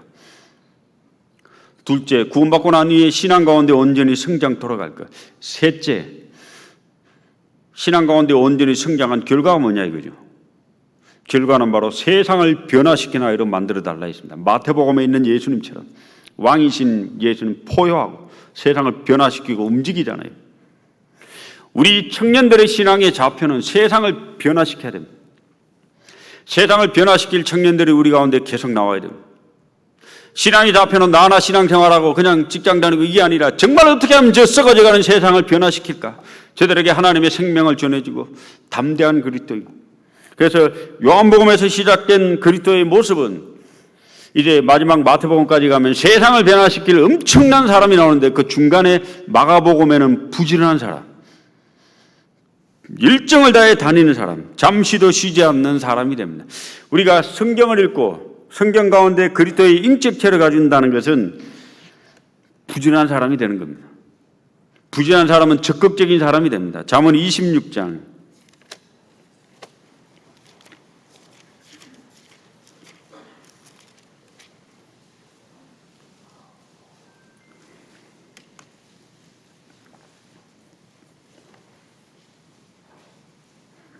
13절 게으른 자는 길에 사자가 있다. 거리에 사자가 있다 하느니라. 핑계를 대죠. 문짝이 돌적이를 따라 도는 것 같이 게으른 자는 침상에서 구하느니라. 게으르죠. 게으른 자는 그 손을 그릇에 넣고도 입으로 올리기를 괴로워하느니라. 밥도 안 먹어요. 밥 줘도 괴로워합니다. 게으른 자는 선이 대답하는 사람 7보다 자기를 지극히 여기느니라. 또 똑똑하대. 이 게으름으로 말미암아 가난하게 되고 핑계를 대고 게으름으로 말미암아 교만하고 게으름으로 말미암아 주어진 일도 안 합니다. 그 어떤 사람이 쓴 책을 쭉 읽어보니까 리더의 4가지 유형의 리더를 얘기하더라고요. 제가 그 책을 읽고 좀 생각이 깊었는데, 첫째는 진취적으로 적극적으로 모든 일을 찾아서 하는 리더. 일을 찾아가지고 열정을 가지고, 물론 이 사람은 좀 하다가 실수도 하고 부딪힘도 있지만은 최적의 리더라고 합니다. 좀 문제도 생기지만 어쨌든 간에 그를 통해 조직은 발전되고 회사는 부흥하게 됩니다. 두 번째 리더는 주어진 일을 성실히 하는 리더. 뭘 찾아서 일을 하지 않지만은 맡겨진 일은 최선을 다하는 리더. 100점은 줄 수 없지만 한 90점은 줄 수 있는 리더. 그러나 정확한 진보는 이루어지지 않는 리더입니다. 세 번째 리더는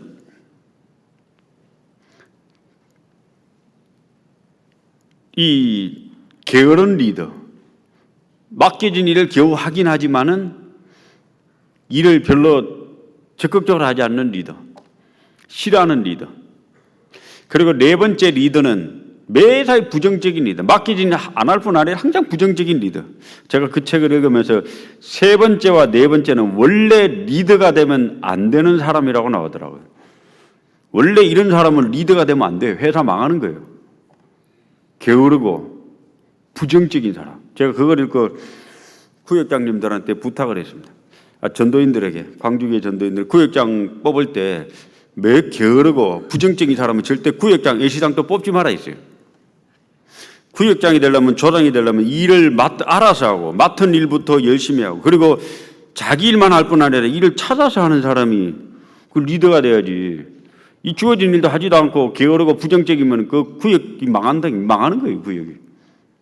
전도인들도 주어진 일만 하려고 하고, 그거는 됐고요. 예를 들어 부정적인 사람이라든지 게으른 사람이 전도인이 되면 교회가 주저앉습니다. 찾아가야 되고 뭔가를 해보려고 해야죠. 좀 어렵긴 하지만 문제가 생기죠. 일을 하려고 하면 문제가 생기죠. 그러나 그걸 해결해 나가는 방법 또한 하나님 주시니까. 이 성경의 이 그리스도인들은 부지런해야 됩니다. 뭘 일을 찾아서 해야 됩니다. 노동이 원래 창세기 3장 17절에 보면은 아담의 범죄로 노동이 왔잖아요. 얼굴에 땀을 흘리고 수고해야 된다 했는데, 원래는 징계로 말미암아 범죄로 말미암아 징계했는데, 출애굽기 20장에 보면 성문법으로 노동이 명시가 됩니다. 어떻게? 엿새 동안 힘써 내 모든 일을 행하라고 했잖아요. 이 법으로 일을 하라는 법이 명시가 돼 버립니다. 출애굽기에. 그 일하는 게 법이에요. 그런데 이 법이 나중에 전도서에 오니까 이 좀 다르게 바뀝니다. 전도서 2장.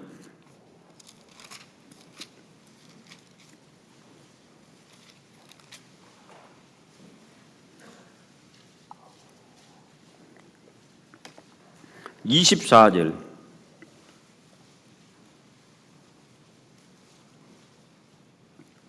사람이 먹고 마시며 수고하는 가운데서 심령으로 낙을 누리게 하는 것.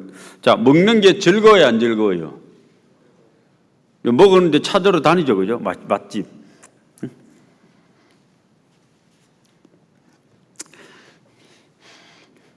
광주에 저도 한 8년째 사는데 맛집 이제 엄청 다 가본 것 같아요. 맛집. 진월동에 살 때 이 동네 맛집은 다 가봤습니다. 자, 먹는 게 즐겁습니다. 자, 마시는 것도 즐겁고, 그 다음에 수고하는 것이 즐겁습니다. 이게 수고하는 가운데. 수고도 즐거운 거예요. 3장 13절.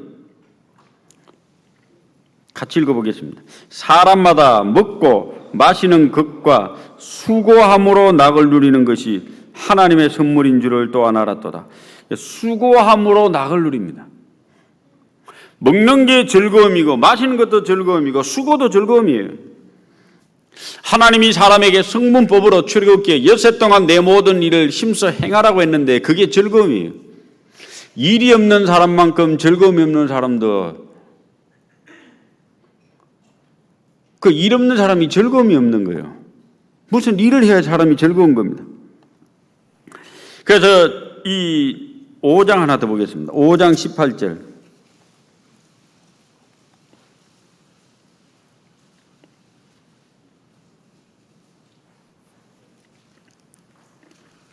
사람이 하나님의 주신 바 그 일평생에 먹고 마시며 해 아래서 수고하는 모든 수고 중에서 낙을 누리는 것이 선하고 아름다움을 내가 보았나니 이것이 그의 분복이로다. 해외 여행 다니면 좋다고요. 직장을 일찍 퇴직해서 유유자적 가면 좋다고요. 안 좋아요. 사람은 수고하는 것이 즐거움이라 했습니다. 자기에게 일이 주어진 것이 기쁨이고 그것이 선하고 아름답다 했습니다. 청교도들은, 영국의 청교도들이 미국으로 건너갔잖아요. 청교도들은 노동이 신성하고 노동이 아름답다고 하는 성경적 가치관이 있습니다. 게으름은 추잡한 죄다. 게으름은 영혼을 녹이는 암이다. 근면한 사람, 성실한 삶은 하나님이 그 사람의 필요를 채워주는 수단과 정하신 수단이기 때문에 청교도들은 원래 근면한 노동을 높이 평가하게 됩니다. 그래서 미국은 모든 노동이 다 신성한 거예요. 죄만 되지 않으면. 어떤 일이든지 정말 하나님이 주신 소명의식 가지고 노동이 중요하니까 노동이 다 중요한데, 동양적 사고는 특별한 노동만 선하게 여깁니다. 돈 되는 거, 사자 붙은 거. 그래서 공부만 잘하면 다 글로 가려 하잖아요. 왜? 다른 노동은 신성하게 여기지 않고 그런 것만 노동 신성하게 여기는. 근데 청교도적 윤리는 노동이 고귀하고 노동이 아름답고 노동이 신성하다는 윤리가 있기 때문에 모든 직업을 신성한 하나님의 영역으로 여기는 직업 윤리로 발견하게 됩니다. 그래서 노동이 신성하고 아름답고 선한 거니까 직업도, 거기에 따른 모든 직업도 신성하고 아름다운 거예요. 미국 37대 대통령 리차드 닉슨이 1971년도에 노동절에 이런 말을 했습니다.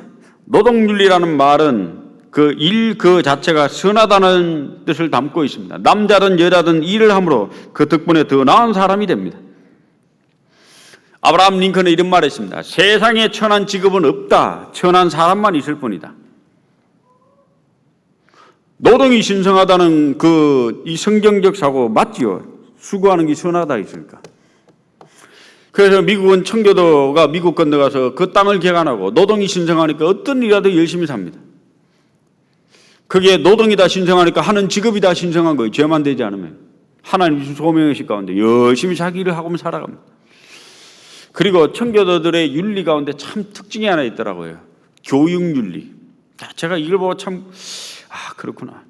제가 선교하면서 여러 나라 가보니까 나라의 특징, 그 나라의 어떤 사고 가치관을 무엇이 결정하는 걸 이렇게 봤습니다. 그 결정이 교육이 하더라고요. 교육. 이 교육을 어떤 방향과 가치관을 가지고 교육하냐에 따라서 이 나라가 구국강백이 되기도 하고 나라가 망하기도 하고, 안 되는 나라 가보니까 교육이 안 돼요. 교육이 안 되니까 나라 발전이 안 돼요. 우리가 왜 매일 모여서 성경을 배웁니까? 우린 교육을 계속 받는 거잖아요. 하나님의 뜻을 따라 살아가도록 교육을 받아 건전한 그리스도인이 됩니다. 미국 청교도들은 노동이 신성하고 노동에 따른 직업이 신성하고 교육이 인간을 성장시키고 사회를 발전시킨다는 걸 깊이 인식한 사람들입니다. 그래서 미국에 최초로 정착한 영국인들이 정착한 곳이 미국의 뉴 잉글랜드 지방입니다.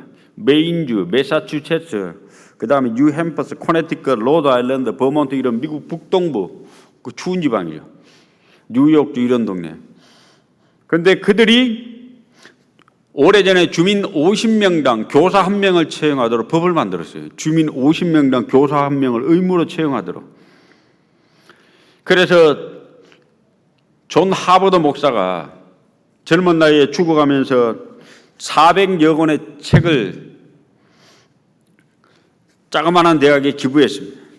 그 대학은 존 하버드 목사가 기부한 400여 권의 책을 가지고 1636년 매사추세츠 주는 입법부에서 대학을 하나 만듭니다. 큰 대학을. 하버드 대학 이름을 붙입니다. 그래서 하버드 대학, 세계 최고의 대학이 됩니다. 그 옆에 있던 코네티컷주는 1701년 뉴헤이븐의 대학을 설립합니다. 최고의 기부를 예일이라는 사람이 했습니다. 그래서 예일 대학이 나옵니다. 필라델피아 주민들은 조지 휘필드의 부흥운동의 영향을 받아 1740년 유니버시티 오브 펜실베니아 대학, 세계 유명한 대학이죠. 만듭니다. 뉴저지주의 장로교들은 1746년에 프린스턴 대학을 만듭니다. 뉴햄퍼스는 얼마 뒤에 다트머스 대학을 만들고 로드아일랜드는 브라운 대학을 만들더라고요. 제가 이 책을 쭉 읽으면서 이들의 대학이 오늘날 아이비리그 8개 대학이거든요. 미국을 이끌고 있는 두뇌 브레인이 여기서 나오더라고요. 이 노동이 신성하다는 것에 직업이 신성하고, 그 노동이라는 이 사람이 이 윤리가 확고히 바뀌니까 교육이라는 것을 도용해 사람이 변화되고 바뀐다. 부진해야 되지 않을까요? 성경은 부진하라고 했습니다. 열정을 가지고 살아라고 했습니다. 바쁘게 살아야 됩니다. 다시 에베소서 4장 28절.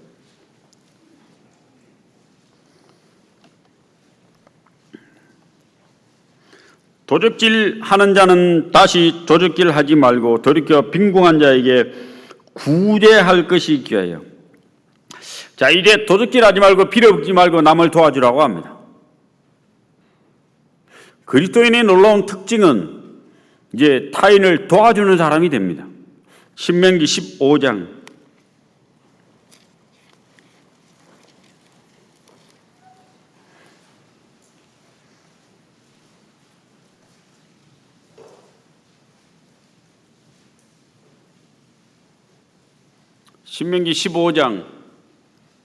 7절 제가 읽겠습니다. 내 하나님 여호와께서 내게 주신 땅 어느 성읍에서든지 가난한 형제가 너와 함께 거하거든 그 가난한 형제에게 내 마음을 강팍케 하지 말며 내 손을 움켜쥐지 말고 반드시 내 손을 그에게 펴서 그 요구하는 대로 쓸 것을 넉넉히 구워주라. 구제하라 있죠. 10절 같이 읽어보겠습니다. 너는 반드시 그에게 구제할 것이요 구제할 때에는 아끼는 마음을 품지 말 것이니라. 이로 인하여 내 하나님 여호와께서 너와 내 손을 하는 바에 내게 복을 주시리라. 구제하라 있습니다. 손을 펼치라. 그러면 하나님이 우리에게 복을 주신다 했습니다. 11절을 배워보면 11절은 창세기 14장에 아브라함이 그 멜기세덱에게 바치는 최초의 11조 사건이 나옵니다. 그리고 창세기 28장에 야곱이 또 11조를 하나님께 서원합니다. 그러니까 11조는 율법이 아니고 하나님의 축복을 받은 믿음의 선진들이 자원해서 드립니다. 그게 이제 창세기에 나옵니다. 그러다가 11조가 레위기, 신명기, 민수기에 와서 이 이스라엘 백성들 모세 시대 때 성문법이 됩니다. 하나님 앞에서 법제화 됩니다. 근데 이 11조가 법제화되면서 하나님이 11조를 세 가지 11조를 명령을 합니다. 제1의 11조, 제2의 11조, 제3의 11조를 명령하는데 제1의 11조는 오늘날 우리가 보통 드리는 11조입니다. 100만 원 벌면은 10만 원. 제2의 11조는 이제 100만 원 들어간 중에 10만 원 들어가 나면 90만 원 남잖아요. 90만 원의 11조입니다. 그럼 9만 원이죠. 그 9만 원이 제2의 11조예요. 그건 축제와 절기에 사용됩니다. 제3의 11조는 금액은 똑같습니다. 100만 원 중에 10만 원 11조 들어가 남는 게 9만 원, 90만 원 하면 그 9만 원 똑같이 들어있는데 이걸 제3의 11조라는 것은 연도가 달라요. 1년, 2년은 제2의 11조, 3년은 제3의 11조, 4년, 5년은 제2의 11조, 6년은 제3의 11조, 3년, 6년에 제3의 11조는 9만 원을 가지고 예를 들면 9만 원은 고아와 과부를 도와주는 돈으로 사용합니다. 11조는 크게 두 가지 목적을 갖고 있습니다. 하나는 제1의 11조는 하나님을 경외하고 섬기기 위해서 레위인들을 구제한, 레위인들을 삶을 살도록 그 신정국가 유지를 위해서 제1의 11조가 필요한 거예요.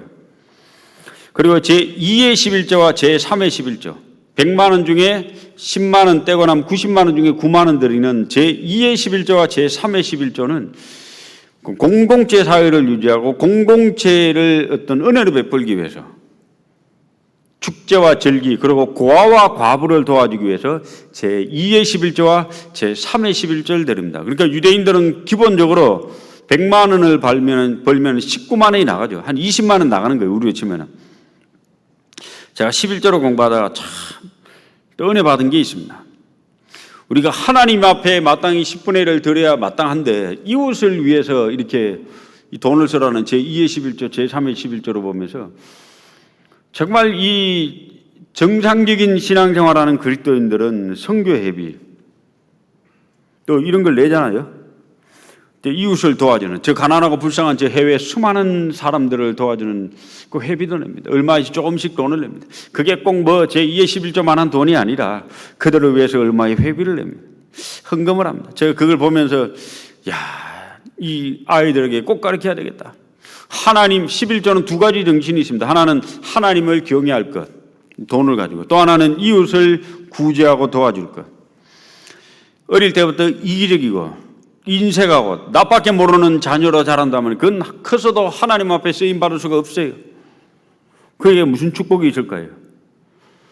우리에게 은혜를 베푸신 하나님 앞에 보답할 뿐 아니라 이웃을 돌보는 이웃 사랑에도 실천해야 되는데 그 11조 정신의 제2의 11조와 제3의 11조는 이웃을 도와주는 그 정신이 있습니다. 여기 구제하는, 우리는 손을 펼쳐서 우리 주변의 가난한 자를 도와줄 책임과 의무가 있습니다. 우리 주변만 아니라 전 세계도 수많은 사람들이 힘들게 살아가고 있습니다. 그들에게 내 작은 물질을 들여서 도와줄 책임과 의미가 있습니다. 창세기 24장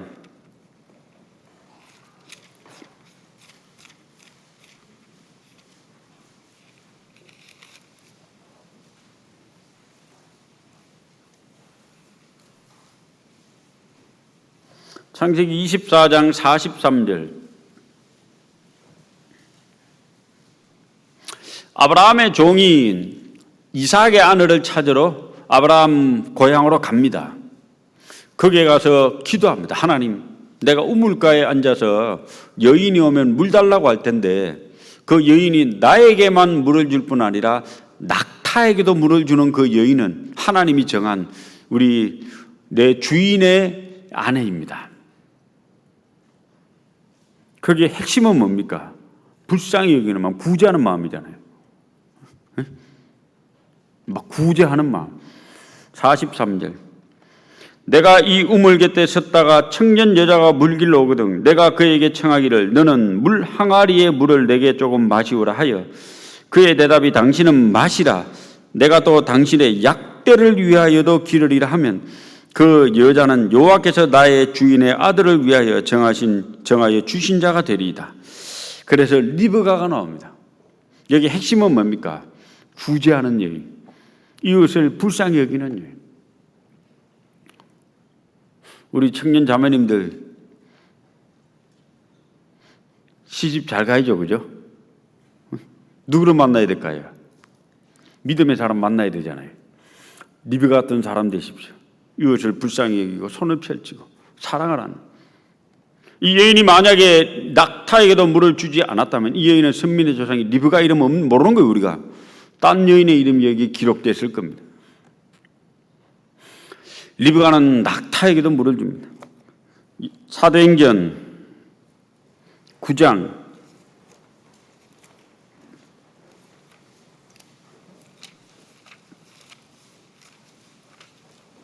36절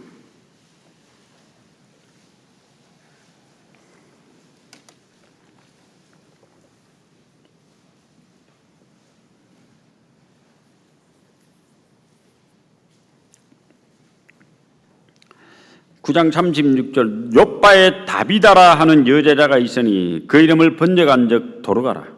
그 다음에 같이 읽어보겠습니다. 선행과 구제하는 일이 심히 많더니. 근데 이 여인을 지금 베드로가 살려요. 이미 죽은 여인이 죽었습니다. 37절 제가 읽겠습니다. 그때 병들어 죽음에 시체를 씻어 다락에 뉘니라. 이미 죽었잖아요. 근데 베드로가 왜 살렸을까요? 살릴 만한 가치가 있으니까 살린 거예요. 가치 없는 사람 왜 살려요? 이 여인은 살릴 만한 가치가 있으니까 살린 겁니다. 사도행전 이 쭉 읽다 보면은 20장에 보면 사도 바울이 드로아에서 하나님 말씀 전할 때 너무 설교를 길게 했어요. 아침에 시작해서 밤중까지 했으니 이거 아침부터 시작하고 밤중까지 하면 다 집에 가고 없어요. 얼마나 피곤했을까요? 유도란 청년이 창태에 걸터 졸다가 떨어져 죽어버렸어요. 근데 사도 바울이 살리죠. 왜 살렸을까요? 죽은 기적을 보여주려고 아닙니다. 이 유도란 청년은 살릴 만한 가치가 있는 고귀한 청년이기 때문에 살린 거예요. 우리 가끔 너무 피곤해 졸기도 하잖아요. 말씀 시간에. 자, 근데 이 다비다란 여인을 베드로가 왜 살렸을까? 아니, 하나님이 살렸죠. 왜 살렸을까요? 살릴 만한 가치가 있으니까. 이 여인의 어떤 특징이 나옵니다. 선행과 구제하는 일이 심히 많다 있습니다. 살릴 만한 충분한 가치가 됩니다. 선행과 구제하는 일이 심히 많다. 살아난 이후에도 선행과 구제하는 일을 열심히 했을 겁니다. 다른 사람을 도와주는. 우리의 마음을 좀 넓힙시다. 세계에는 정말 먹을 거 없어 죽어간 사람 많습니다. 세계 선교에 만 원도 엄청난 힘이 됩니다. 저 선교사들은 자신의 모든 이 땅에 있는 모든 기득권과 한국 사회에 쌓았던 모든 자신의 명성과 명예를 다 포기하고 가족을 데리고 먼 나라에 가서 위험한 곳에서 복음을 전하러 갔습니다. 목숨 바쳐.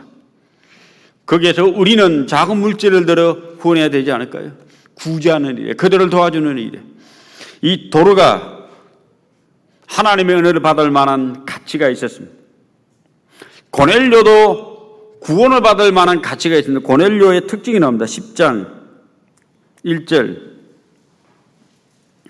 가이사라에 고넬료라는 사람이 있으니 이달리아드라는 군대의 백부장이라. 그가 경건하여 온 집으로 더불어 하나님을 경외하고 백성을 많이 구제하고. 여기 구제가 나옵니다. 마음이 넓은 사람이죠. 따뜻한 사람이죠. 우리 어릴 때부터 인색하지 말고 손을 펼쳐서 작은 물질을 이웃을 도와주는 선교비를 드리는 그거 할 수 있다면 우리 아이들 축복 많이 받을 거예요. 하나님 축복 준다 했거든요. 시편 41편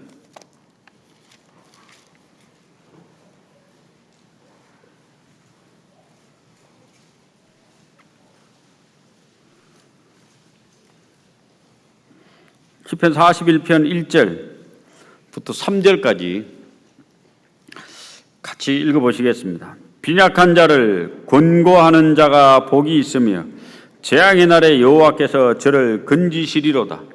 여호와께서 저를 보호하사 살게 하시리니 제가 세상에서 복을 받을 것이라. 주여 저를 그 원수의 뜻에 맡기지 마소서. 여호와께서 쇠약한 병상에서 저를 붙드시고 제 병중 그 자리를 다 고쳐 펴시나이다.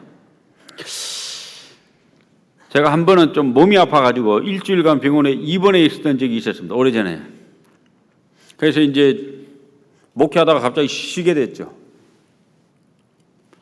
요새 코로나 확진되면 집에 일주일 있잖아요. 그죠? 한번 있어보니까 그거 괜찮더만요. 아무것도 안 하고 그냥 가만히 집에 있는데 나갈 수도 없고 들어올 수도 없고 책 시큼 봤죠 뭐. 뭐 이런 날도 있나. 그래서 갑자기 사람이 산속에 들어가는 것보다 공부하려고 그 생각을 했습니다. 아무튼 저도 일주일간 병원에 입원해 있으면서 성경책을 쭉 누워서 읽습니다. 근데 갑자기 이 시편 41편을 읽다가 눈에 확 들어온 거예요. 왜? 제가 3절이었거든요. 여호와께서 쇠약한 병상.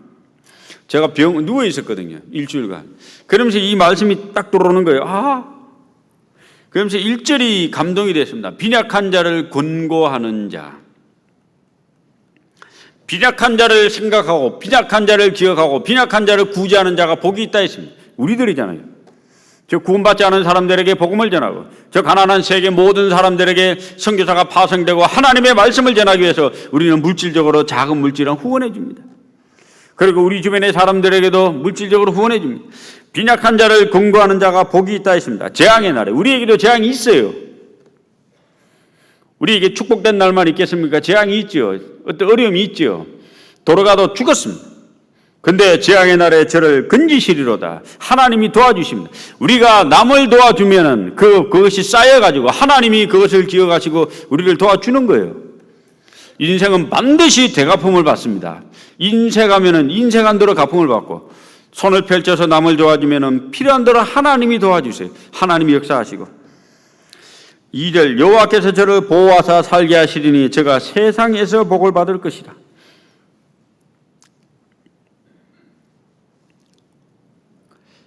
저도 이게 구원의 연수가 점점 깊어지고 자녀들이 장성하는 거 이렇게 쭉 보면서 키울 때는 몰랐는데 그렇구나. 역시 남에게 대접받고자 하는데도 너희도 남을 대접하라. 이것이 온율법이에요. 선지자라 강령이라 했잖아요. 정말 내가 하나님을 어떻게 대접했냐에 따라서 하나님이 그 값 다 기억하시고 언젠가는 필요한 대로 나에게 다 대갚음을 해주시는구나. 하나님은 공평하신 분입니다. 하나님은 정의로우신 분입니다. 그래서 시편 97편에 보면 의와 공평이 주의 보좌에 기초라. 하나님은 심판하시고 판단하시는데 모든 걸 공평하게 모든 걸 정직하게 의롭게 판단하십니다. 지금 주를 위해 사는 것이 힘들고 버겁지라도 낙심하지 마십시오. 그것은 모든 것이 다 계산이 되기 때문에 염려하지 마십시오.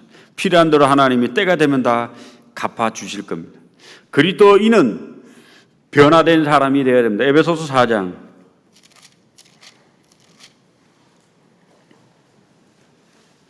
25절 그리스도인은 언어가 바뀌어야 됩니다. 거짓말 하지 말고 25절 그런즉 거짓을 버리고 거짓말하지 말고 진실된 말을 하고 29절 무릇 더러운 말하지 말고 선한 말하라. 언어가 바뀐 사람이 되라. 그리고 그리스도인들은 게으르지 말고 부지런한 사람이 될 것을 그리스도인들은 도적질하지 말고 남의 손을 펼쳐 도와주는 구제하는 사람이 될 것을 성경은 명령을 합니다. 그리고 제일 밑에는 인격이 바뀌어야 될 것을 얘기합니다. 이건 오늘 공부를 못하겠는데요. 31절 읽기만 하겠습니다. 너희는 모든 악독과 노함과 분냉과 떠드는 것과 해방하는 것을 모든 악의와 함께 버리고 언어가 바뀌고 행동이 바뀌면 인격이 바뀌어요. 그리스도 닮은 사람이 됩니다. 그래서 32절 여기 같이 읽어보겠습니다. 서로 인자하게 하며 불쌍히 여기며 서로 용서하기를 하나님이 그리스도 안에서 너희를 용서하심과 같이 하라. 이제 주를 닮은 주님의 용서를 닮은 그 가치 같은 그리스도 안에서 너희를 용서하심과 같이 이 가치가 주님과 같은 사람이 됩니다. 인격도 성숙이 됩니다. 우리가 점점 주 닮은 사람이 돼서 주님을 만났으면 좋겠습니다. 기도하시겠습니다. 우리를 사랑하시는 귀하시고 자비로우신 우리 아버지 하나님, 이곳 봉선지역에 주의 몸된 교회를 세워주시고 귀중한 영혼들 정말 말씀과 은혜 가운데 귀하게 신앙생활할 수 있도록 인도하심을 참으로 감사드립니다. 축복 가운데 은혜 가운데 이 교회를 세우셨사매 앞으로도 정말 주님 오시는 그날까지 믿음 가운데 지혜 가운데 성도를 사랑하며 살 수 있도록 도와주시고 담임 목사님의 모든 전도인들 또 임원들 하나 되어 주를 귀하게 섬길 수 있도록 도와주시옵소서. 귀하신 예수님 이름 받들어 기도드립니다. 아멘.